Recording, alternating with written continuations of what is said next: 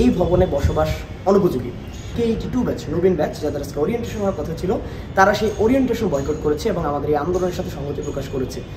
Dhaka medical কলেজের বর্তমান যে আবাসন সংকট এবং যে ভবনে যে দুরবস্থা, এই দুরবস্থা এখন আসলে এই ভবনে বসবাস অনুপযোগী এবং এই বসবাস অনুপযোগী হল পুনরায় যাতে নির্মাণ করা হয় এবং এই পুনরায় নির্মাণের মাঝে যাতে বিকল্প আবাসন হয় এবং এই নিয়ে বাজেট পেশ হয়, এই নিয়ে আমাদের আন্দোলন চলমান ছিল।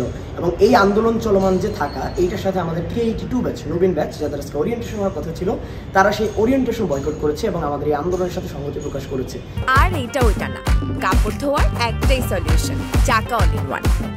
তাদের এই আন্দোলনকে এবং তাদের এই ওরিয়েন্টেশনে না আসাকে, অনুপস্থিতিকে আমরা সাধুবাদ জানাই এবং দ্রুততম সময়ের মাঝে যেন আমাদের দাবি পূরণ হয়, এজন্য আমরা মন্ত্রণালয়কে এবং প্রশাসনকে পদক্ষেপ নিতে আহ্বান জানাই।